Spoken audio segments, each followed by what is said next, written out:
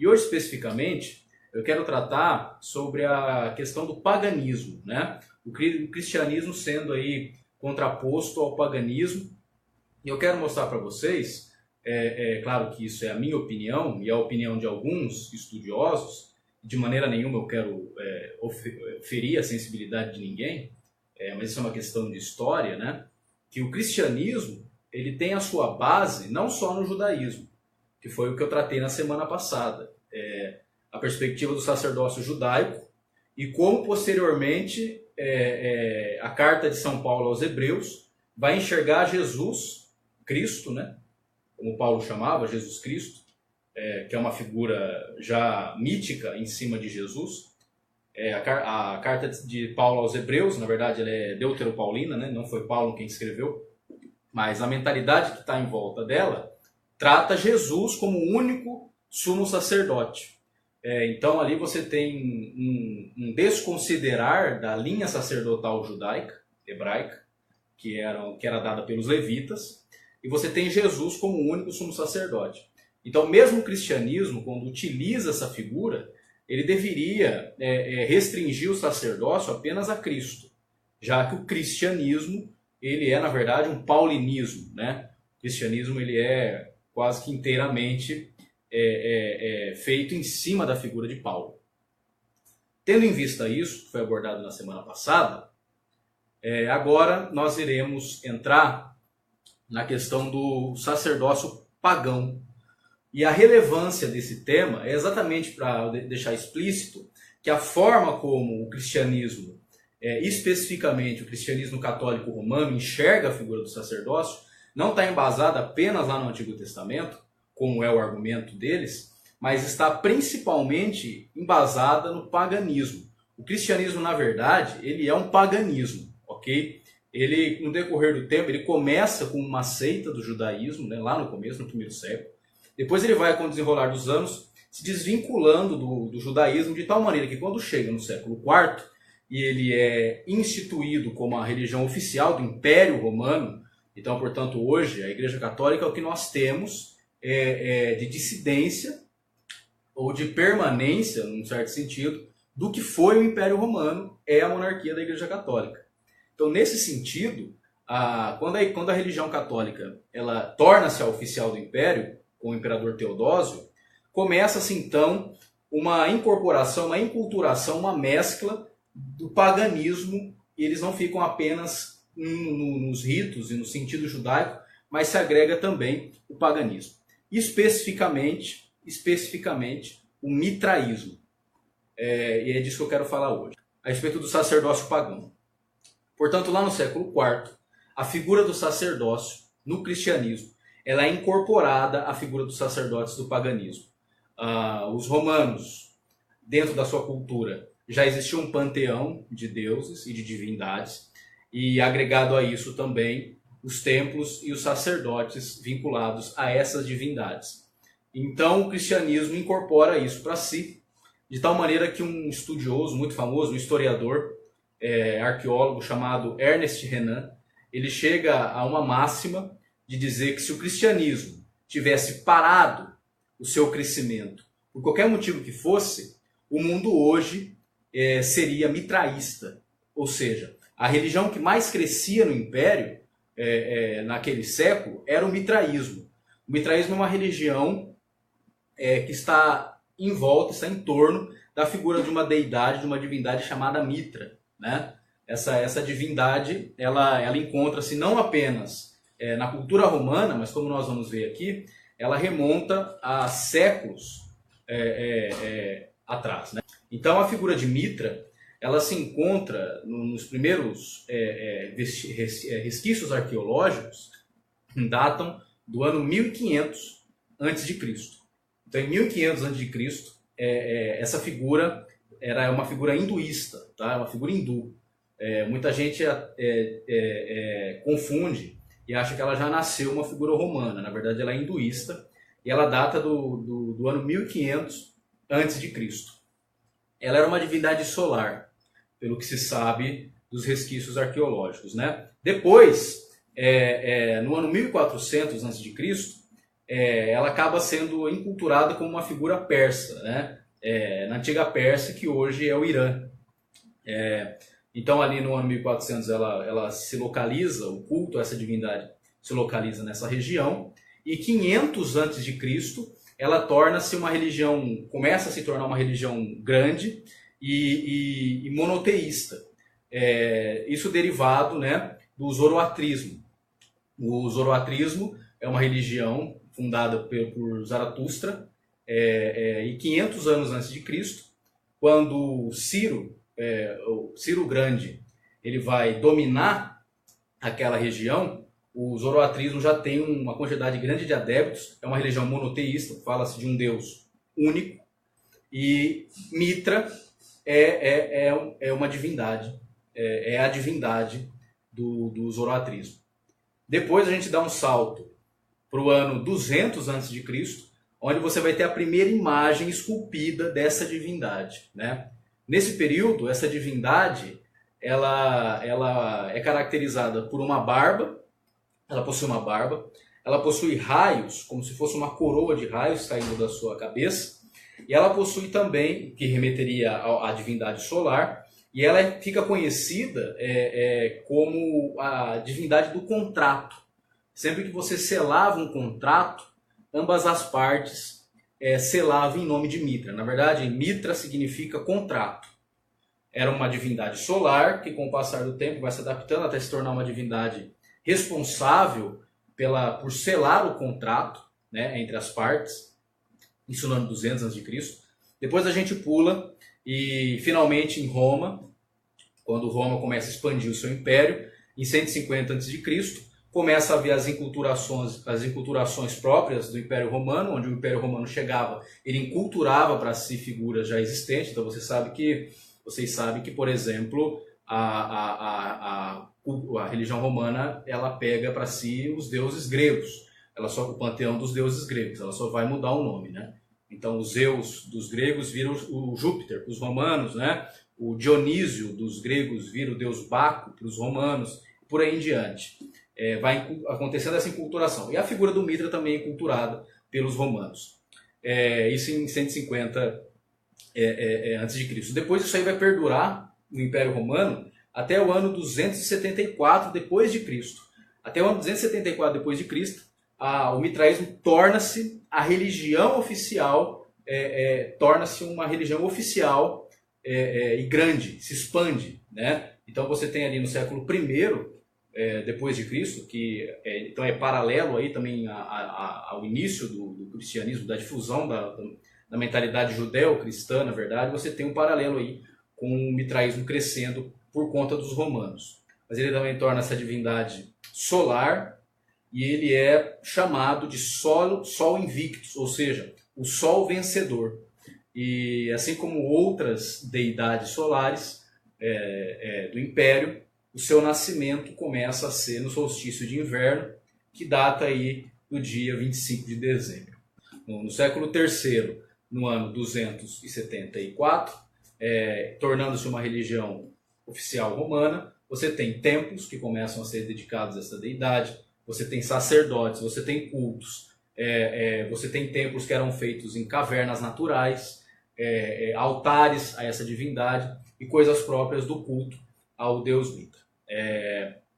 Então, na verdade, o mitraísmo ele vai ser muito forte no Império Romano do ano 274 até o ano 391, que é quando Teodósio vai oficializar o cristianismo como religião oficial do Império. Aí o mitraísmo começa a perder adeptos, porém é claro que, como qualquer jogada política, quando você quer convencer um povo a aderir a outra religião, você não pode ser extremamente radical, você precisa também enculturar para que essas pessoas não percebam tantas diferenças ou sinta tanta diferença no culto. Então aí você tem aproximadamente 117 anos do mitraísmo forte em Roma, e depois do ano 274 até o ano 391, que é quando Teodósio oficializa o cristianismo como religião oficial. Não foi Constantino que oficializou o cristianismo como religião oficial. Muitos historiadores, inclusive, erram isso. Foi Teodósio. Fazendo essa pequena linha do tempo, a gente vai para algumas características da religião mitraica, para vocês perceberem como o cristianismo, na verdade, é um paganismo muito mais até do que um judaísmo. A principal característica do mitraísmo era a chamada ceia ou sacrifício de Mitra.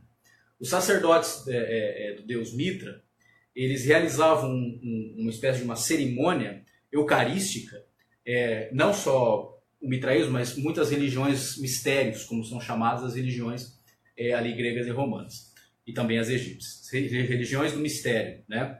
Então, eles realizavam uma ceia, e nessa ceia, nessa cerimônia, eles comiam o corpo e bebiam o sangue dessa deidade. Isso eles chamavam de o santo sacrifício do Sol Invictus, né? Então a ceia do corpo e do sangue de Mitra. E você tem inclusive autores cristãos, aliás, do mitraísmo nós temos muito mais artefatos arqueológicos do que textuais. Os artefatos textuais que nós temos do mitraísmo, nós temos a partir do cristianismo. Por exemplo, Justino Mártir, que foi um cristão, que ele escreve ali no século I, ele vai dizer o seguinte, que os demônios imitaram a Eucaristia nos mistérios de Mitra, porque neles há o pão e uma taça de vinho, e certas palavras são pronunciadas nesta ceia ao deus Mitra. Então, na visão apologética, e toda apologética vem depois de uma acusação, Justino Mártir vai dizer lá no século I que o demônio, que na verdade os rituais mitraicos eram um artefato do demônio de imitação da Eucaristia cristã. Isso ele vai escrever no famoso livro dele chamado Apologia. Então veja bem, especificamente ele escreve isso no seu livro Apologia, e quando ele faz essa menção de que na verdade o ritual mitraico é uma cópia da Eucaristia cristã, hoje nós sabemos pela arqueologia, até inclusive por essa linha do tempo que eu tracei no início, que o culto ao Mitra data de 1500 anos antes de Cristo. Então quem copiou quem, né? A apologética cristã do século I, ela é forçosa. Então, portanto, o Mitra, ele é uma deidade hindu, depois é uma deidade persa, solar. O início, portanto, que você encontra ali na Ásia Menor, depois quando ela é helenizada, você encontra ele no Império Romano, com seus templos e etc. Portanto, o Mitra era chamado de a luz do mundo, porque era o deus Sol, né? Então, no culto a Mitra, o sacerdote, ele pegava um touro ou um novilho, que representava as trevas, o sacerdote representava o próprio Mitra, e ele cortava, portanto, degolava o touro, e o sangue desse touro representava o próprio sangue do Mitra, né? E o trigo, o pão que era servido na ceia, representava o corpo do Mitra. Então, algumas características do mitraísmo para fazer um paralelo com o cristianismo. Sacrifício, também o cristianismo herda isso também do judaísmo, né? Os seus templos possuem altares e também existe a figura do sacerdote. E detalhe, prestem atenção nesse detalhe, o sacerdote mitraico chamava-se pater, porque era a língua oficial dos romanos, era o latim. Pater significa pai, que em castelhano virou padre. Daí até que vem o nome. Da onde veio a figura, manteve-se a figura do padre. É o pater, que é o sacerdote do mitraísmo. Era o ritual de iniciação. Como é que funcionava? Era feito por meio de um batismo nas águas, e esse batismo representava a morte do neófito, como é chamado o candidato, a morte e a vida, né? O batismo você encontra aí na religião egípcia, na religião dos judeus, também nos cultos pagãos. Especificamente, o entendimento cristão do batismo é do mitraísmo. Essa ideia de morte e vida é própria das religiões pagãs, incorporada por Paulo de Tarso, na carta de São Paulo aos Romanos, no capítulo 9, você encontra isso aí. Paulo, lembrando que ele não era apenas judeu, ele também é influenciado pela religião pagã. Na verdade, o paganismo ele começa a se infiltrar no movimento de Jesus já com Paulo. Depois você tem a efetivação disso lá no século IV. O mitraico, que é chamado, então, portanto, o neófito, candidato ao culto de Mitra, ele vai recebeu uma coroa no momento do seu batismo, e quando o sacerdote oferece essa coroa para ele, ele tem que rejeitar essa coroa, e ele tem que dizer bem alto que Mitra é a sua única coroa. Por isso que até hoje, na Igreja Católica, o bispo ele usa aquele chapelão que representa o sol. E qual é o nome daquilo? Mitra. Nem para mudar o nome, né? Então ele tem que dizer, não, Mitra é minha única coroa. Até hoje existe esse símbolo na Igreja Católica. O banquete ritualístico, portanto, eles ingerem o pão e o vinho, que rememora, portanto, o corpo e o sangue do touro sacrificado por Mitra. O dia de culto da religião mitraica era o domingo, daí por isso que a missa acaba sendo celebrada no domingo. Se você pega no judaísmo, o dia santo dos judeus era sábado, não era domingo. Por que começou a ser o domingo? Por causa do mitraísmo. Um detalhe interessante, que do meu ponto de vista, e também do ponto de vista de alguns autores, daí que vem a ideia do sacerdócio apenas para homens. No mitraísmo, só homens poderiam ser sacerdotes. Diferente de outros cultos pagãos, a outros deuses e deusas, que existiam sacerdotisas. Especificamente no culto a Mitra, só existem sacerdotes homens. Portanto, só para poder concluir, para não estender muito, é engraçado também porque o mitraísmo possui 7 sacramentos. Qualquer semelhança não é mera coincidência. Possuem 7 sacramentos, 7 graus sacramentais. Quando você chegava no último sacramento, você poderia ser considerado um sacerdote de Mitra. Portanto, esses vários pontos em comuns do mitraísmo com o cristianismo, com o catolicismo especificamente, com o cristianismo, que o catolicismo acabou sendo a primeira religião oficial cristã, não é à toa. Quando você encontra aí, historiadores, até certas igrejas protestantes, que tentaram purificar o cristianismo do paganismo católico romano, é porque, de fato, isso você encontra raízes na história, né? Agora eu preciso deixar bem claro uma coisa. Por que eu fiz essa live abordando esse tema? Porque não raras vezes nós somos questionados do porquê que nós, na Humanidade Livre, mantivemos o título de padre, a missa, a Eucaristia, se isso de fato oficial da Igreja Católica Apostólica Romana. Quer dizer, por que a gente se viu no direito de fazer isso? Nós não somos mais da Igreja Católica, se nós somos uma dissidência. Acontece que isso não é próprio da Igreja Católica, isso é próprio do paganismo. Então é interessante dizer que não existe aqui dono dessas coisas. Se é que tem um dono essas coisas, é a religião mitraica, não é o catolicismo romano. E nós, na Humanidade Livre, ressignificamos tudo isso. O padre na Humanidade Livre, ele é um presbítero que encontra justificativa lá no movimento de Jesus. Nós somos seguidores de Jesus. Nenhum padre da Humanidade Livre tem um poder especial. Nenhum padre da Humanidade Livre é um sacerdote, no sentido de que só nós fazemos a intermediação entre o povo e Deus. A missa na Humanidade Livre não é entendida como um sacrifício, ela é entendida como uma ação de graças, ou seja, é um banquete onde todos são convidados à comunhão. E a Eucaristia, você não tem a obrigatoriedade de acreditar na transubstanciação, que é própria do paganismo, e esse conceito de transubstanciação, inclusive, é próprio de Aristóteles, né? É um filósofo grego, não tem nada a ver com Jesus, essa ideia de que o corpo, o pão e o vinho se transformam, se transubstancia no corpo e sangue de Cristo. Na Humanidade Livre você não é obrigado a acreditar nisso. Você pode acreditar que aquilo é um símbolo, simboliza.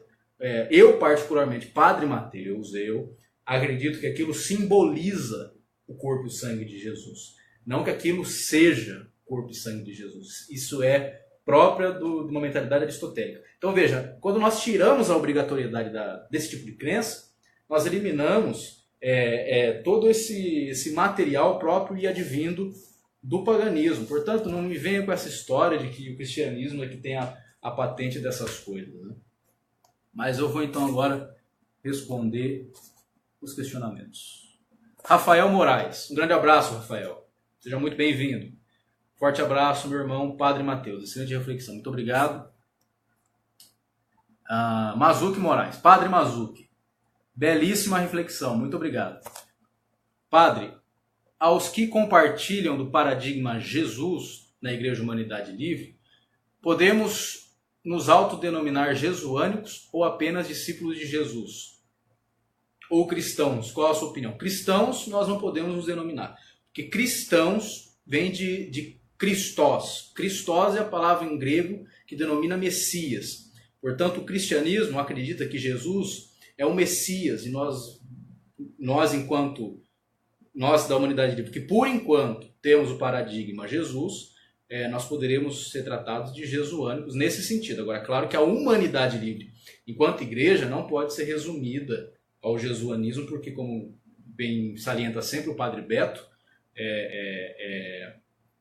podem vir paradigmas outros que não Jesus. Mas quem acaba optando pelo paradigma Jesus deve se considerar jesuânico. Nossa mensagem é centrada na pessoa de Jesus e na sua mensagem ética, não no cristianismo, que já é uma mescla de judaísmo com paganismo, né?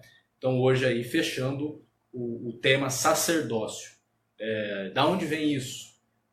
Ainda há sacerdotes? É lícito dizer que ainda há sacerdotes? Do meu ponto de vista, não. Jesus não foi sacerdote, é um discípulo de Paulo que vai agregar esse título a ele. Depois o cristianismo, lá no século IV, vai pegar o sacerdócio dos pagãos e vai fazer uma mescla e uma farofa que o cristianismo é. Portanto, é um absurdo a religião cristã se achar a religião mais pura do mundo, sendo que ela é, na verdade, uma farofa, com o perdão da palavra, uma mescla dos judeus, do judaísmo e do paganismo. Lembrando sempre que Jesus nunca fundou uma religião, Jesus ele inaugurou um movimento, e Jesus morreu dentro do judaísmo, né? Então o cristianismo deveria ter a humildade de dizer. Mas o padre age em persona Christi, você me pegou. Para quem acredita na transubstanciação, sim, mas eu particularmente acho que não. Você faz a Eucaristia, o que Jesus falou, segundo consta nos evangelhos, se é que nós podemos tirar isso de história, né? Mas Jesus falou fazer isso em memória de mim. Em memória de mim. Então uma cena, o meu entendimento é assim, é uma cena de rememorar a última ceia de Jesus. Mas é a minha opinião.